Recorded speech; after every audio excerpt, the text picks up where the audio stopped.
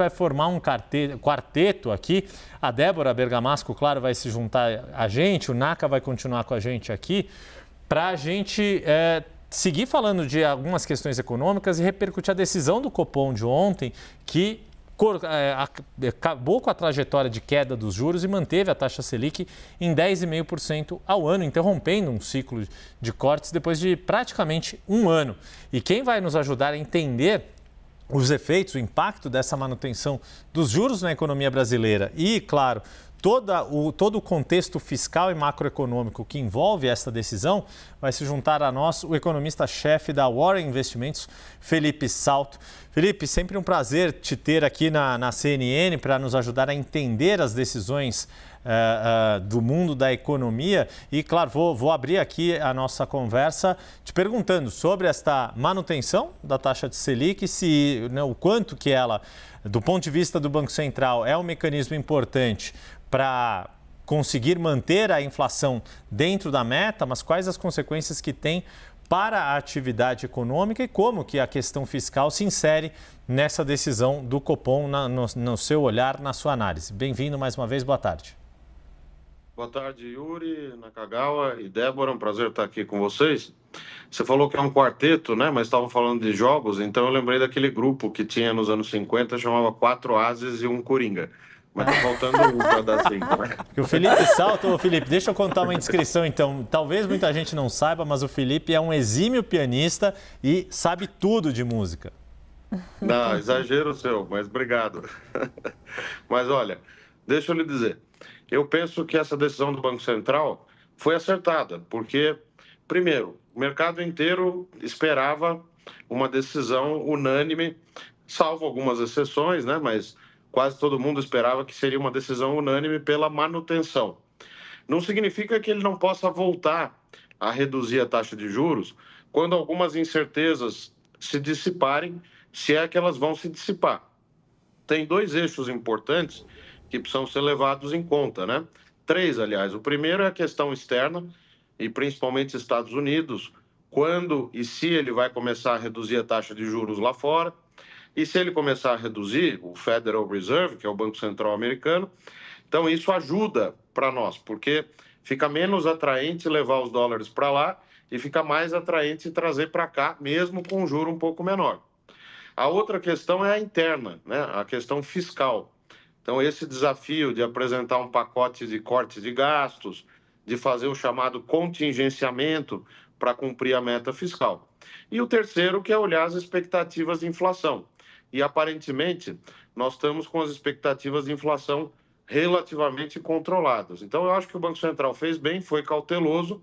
A Selic já vem diminuindo, mas a gente ainda tem uma taxa real de juros elevada, né? Com 10,5% de Selic e uma inflação esperada de 3,5%, por exemplo, nós estamos falando ainda de um juro real de 7%, que é um juro real acima daquilo que os economistas chamam de taxa neutra. Ou seja, traduzindo, a política monetária ela ainda é contracionista, com uma taxa de juros de 10,5%. Tá certo, eu aproveito para emendar aqui, Felipe Salto, um prazer estar conversando com você novamente. O ministro da Fazenda, Fernando Haddad, ele não quis se posicionar, não quis, enfim, falar muito sobre essa decisão do Copom, mas disse que, olha, vou aguardar na semana que vem para ler a ata na semana que vem e ver quais são os indicativos. Eu gostaria de saber o que a gente tem que ficar atento na semana que vem sobre a publicação do Copom e quais indicativos, existe a expectativa de quais indicativos, de quais indicações virão desse documento? Olha, Débora, prazer meu falar com você também e dizer o seguinte, o Copom, Conselho de Política Monetária, que é composto pelos diretores do Banco Central, ele é uma instituição que funciona muito bem, né? Desde a instituição do regime de metas para a inflação, tem transparência, publica o comunicado no dia da decisão, depois publica a ata da reunião. E por que eu entendo que o ministro Fernando Haddad está correto de ter essa prudência de não fazer nenhum comentário mais qualitativo nesse momento? Porque é na ata que nós vamos ter a preferência revelada ali dos diretores. se eles estão mais ou menos preocupados, por exemplo, com o desajuste fiscal, se eles estão esperando algum sinal mais claro do governo do ponto de vista de cortes de despesas e de outras medidas, né, que possam ajudar a equilibrar as contas públicas, ou mesmo a questão do arcabouço fiscal, do contingenciamento. Então, toda essa sinalização sobre o ambiente doméstico e também sobre o ambiente externo, as perspectivas para a economia americana, etc., tudo isso vai aparecer na ata. Então, a expectativa, a meu ver, a principal é a questão fiscal, né? É ver como o corpo diretivo do Banco Central, nesse momento, está enxergando esse risco fiscal. O mercado tem aí uma avaliação que, a meu ver, né, eu sou do mercado nesse momento, mas em média, em geral, é bastante exagerada, né? Não no sentido ruim da palavra, mas há uma preocupação, de fato, com o futuro da política fiscal. O desafio do ministro Fernando Haddad, como eu falei na minha coluna hoje no Estadão, é mostrar que ele pode ter sucesso em medidas do lado do gasto, tanto quanto ele teve nas medidas do lado da receita. Felipe, olhando a pressão política que a gente observou nos últimos dias com relação a essa decisão anunciada ontem à noite e o voto unânime de todo o colegiado, essa é uma prova de que a autonomia do Banco Central de fato está funcionando a pleno vapor? E engato uma segunda pergunta. Até ontem, o mercado financeiro apostava ou acreditava que os juros poderiam começar a cair de novo no primeiro semestre do ano que vem. Essa previsão está mantida? Olha, eu vejo, Fernando, o seguinte, que o Banco Central, ele é uma das autarquias, uma das instituições públicas mais técnicas que nós temos. Tem um corpo técnico de burocratas, o concurso é difícil e são pessoas que estão lá há muito tempo, conhecem também o mercado financeiro e conhecem como operar aquela máquina do Banco Central.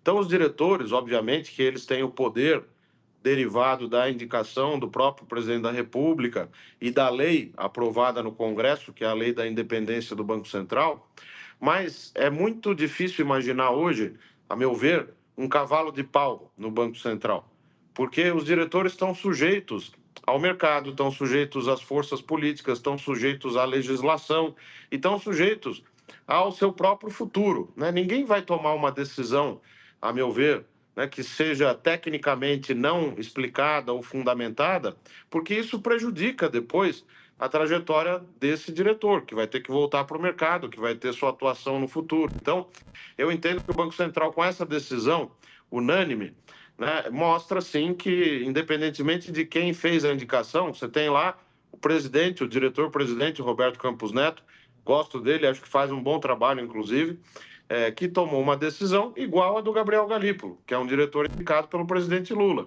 E o Paulo Piketty, né, que foi meu professor, inclusive, na FGV. Então, isso mostra o peso técnico que as decisões do Banco Central têm.